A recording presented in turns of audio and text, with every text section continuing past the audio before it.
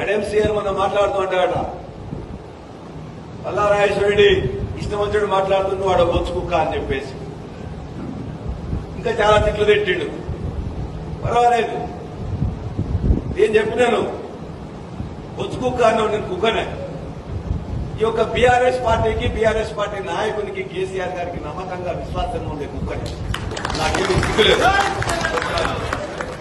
అదేవిధంగా నా జనగామ ప్రజలు, నా జనగామ రైతులు వాళ్ళ కోసం, నీళ్ల కోసం, ఆ నీళ్ల కోసం కాపలా కాసే కుక్కనే, కాపలా కుక్కనే కాదని ఖచ్చితంగా. నువ్వు ఇలా అనేక వందల ఎకరాలు తీసుకోపోతుంటే మా అటవీ భూమి, దేవునూరు భూమి, మా ముప్పారం భూమి, మా జఫర్గఢ్ భూమి మొత్తం ఆ ఏరియాలో నువ్వు, నీ అల్లుడు, నీ యొక్క మొత్తం కూడా కుటుంబం మొత్తం దాన్ని దోపిడీ చేస్తూ వందల ఎకరాలు ఇలా కొంటుంటే దాన్ని కాపాడడానికి కోసం ఉండే రేసు కుక్కనే ఖచ్చితంగా. నీలాగా గుంటనక్కని మాత్రం కాదు,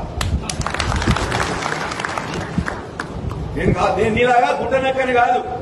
ఖచ్చితంగా విశ్వాసం ఉన్నవాడిని, ప్రజల కోసం కాపలా కాసేవాడిని, ప్రజల యొక్క ఆస్తులు కాపాడేందుకు ఉండేవాడిని.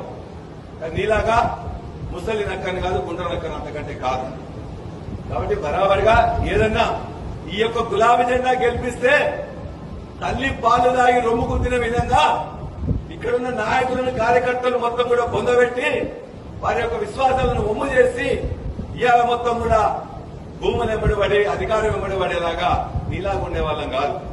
వాటి నీ దగ్గర నుంచి ఈ దగ్గర నుంచి నేర్చుకోవాలని చెప్పేసి ఇక్కడున్న ఆయన ఒక ఆయన చెప్తున్నాడు. పక్కనున్న నియోజకవర్గం నుంచి ఏం నేర్చుకోవాలి? నీళ్ల కోసం, నిజంగా నీళ్ల కోసం పోట్లాడడం కోసం నేను నీ దగ్గర నేర్చుకోవాలి. నీలాగా వచ్చి డ్రామా చేసేటువంటి కాదు, నీలాగా గుంటనక్కని కాదు, పార్టీలు మార్చే ఉసర వెళ్ళిన అసలే కాదు.